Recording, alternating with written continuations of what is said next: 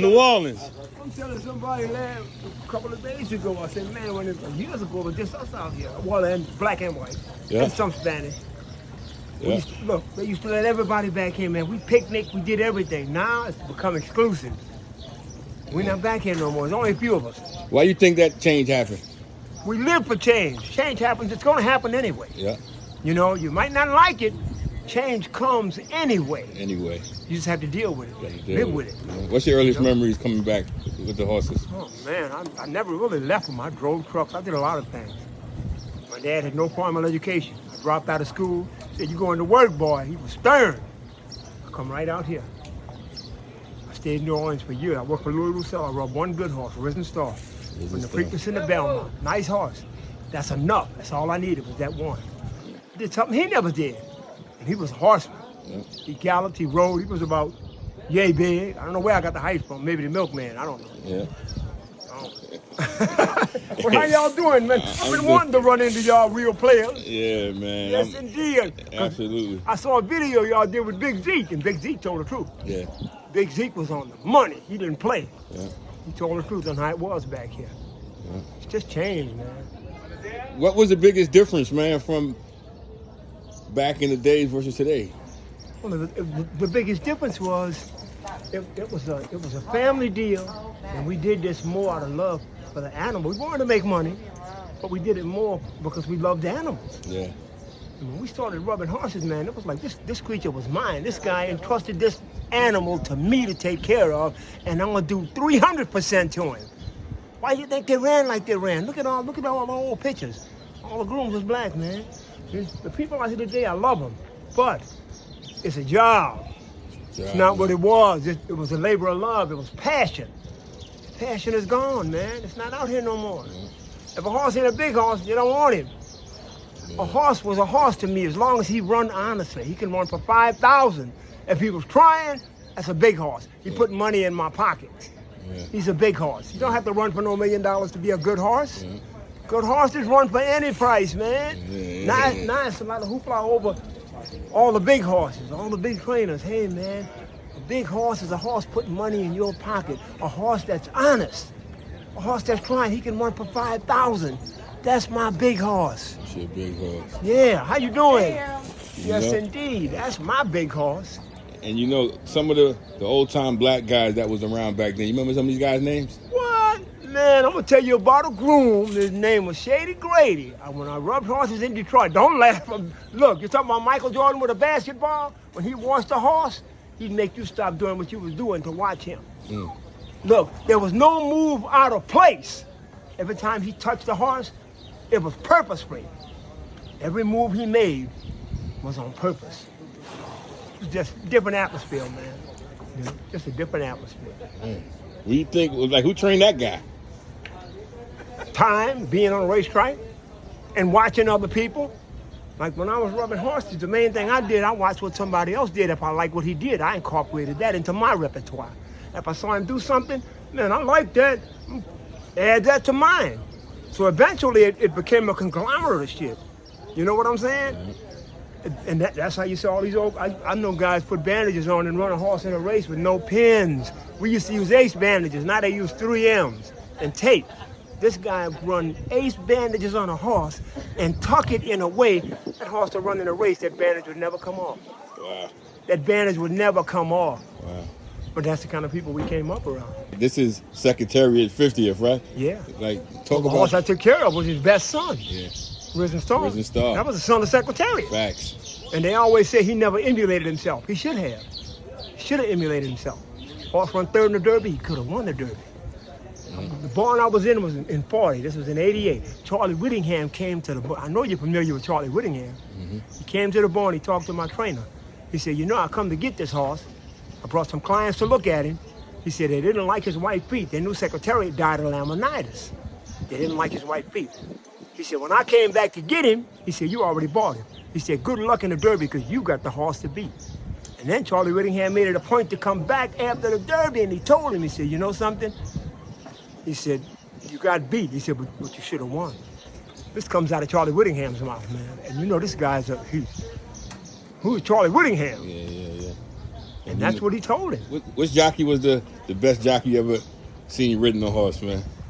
Man, there's a variety of great jockeys. Yeah. A variety of great jockeys. I know a black guy in Detroit. His nickname was Buckwheat. His name was Richard Strauss. He just got on the wrong side of racing, you know. He got on the gambling side. But he was a race riding. This dude could ride. They talk about Pinkai and all of them. He just didn't. He went to the dark side. I'm gonna put it like that. Yeah. He went to the dark side. But he was built like Pinkai. Could ride. He was a race rider, man. Yeah. Richard Strauss was his name. Richard Strauss. Nickname Buckwheat. Wow. Race rider. He rode for James Jackson. You familiar with James Jackson? I heard the name. The big owner he had, Ed Wingate. He rode for James Jackson. His name was Richard Strauss. I gotta throw him out there. You talk about great jockeys? Dude was bad, man. It's guys like you, Harold, that I wake up every day, right? When I Yeah. started this program, Yeah. the I'm real glad players. you did that too. I love it, man. Real players, I love it. Because this is the real deal. You know, it's guys like you, it's guys like homie. Yeah. That you know, that when This is my assistant trainer, you know. you know. This is my I was assistant telling trainer. him about that. Yeah, this You is my know, assistant trainer right you here. know, when we People say started- the guy I work with, that's my assistant. You know, when we started this program, that's what we wanted to run into, man. Yeah. The people Well, we like the the last people of that it can back tell the here. way you tell Yeah, them. we the last of it. That's it. We the last of it. But it's all good. Like I said, we live for change. Yeah. The people that's back here now, but like I tell people this in particular, people that's back here now came out here for need of having a job, for survival. Yeah. This was a choice for me and him. Yeah. I didn't love it, but this is what my dad did.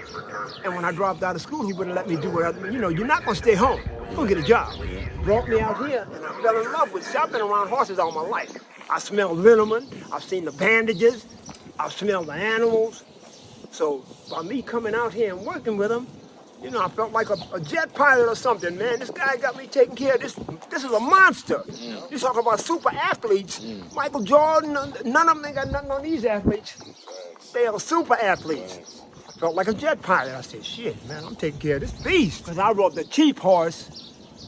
His name was Timely Albert. He won in allowance races, but he was so honest. This horse could be going 4.5 and be dead last and get up to win. And the other groom, I beat him several times, and he told me, he said, look, man, why don't y'all send that horse to the farm? He got tired of this horse beating him. They couldn't beat him. 4.5, 5 furlongs, he'd just get up. He'd be dead last. And when they shook him up, here we come. His last quarter was like most horses' first quarter. He finished up that strong. He might run the last quarter in 21 because he's coming. He was coming.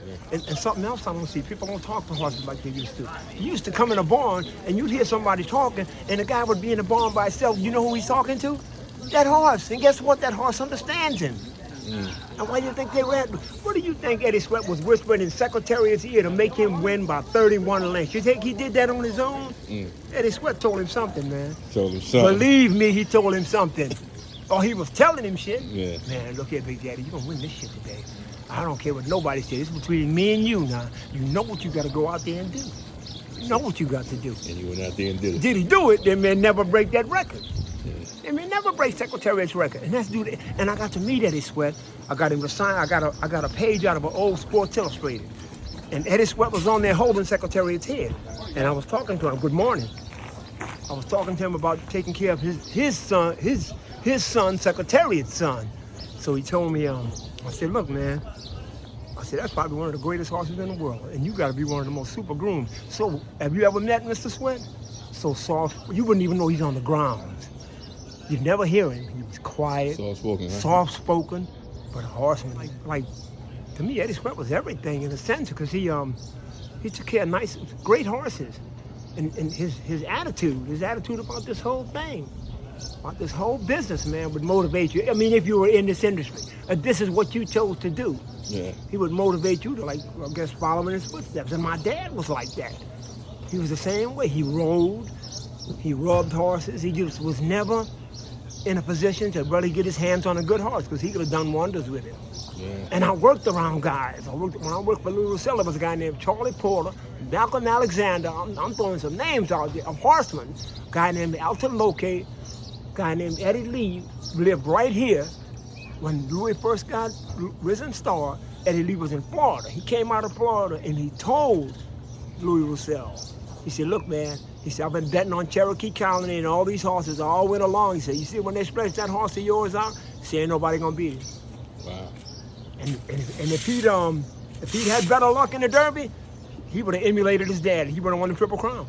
Because he won a Preakness in the Belmont. Right. He came from 13th lengths off the lead in the Kentucky Derby to run third. And got beat, what, 2.5, 3 lengths? This horse come flying, man. He should have been closer.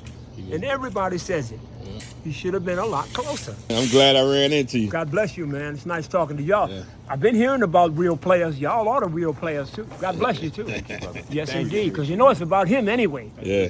This ain't about us. Yeah. You know, Right. and I talked to a friend the other day. Said, Harold, I went to Bible study.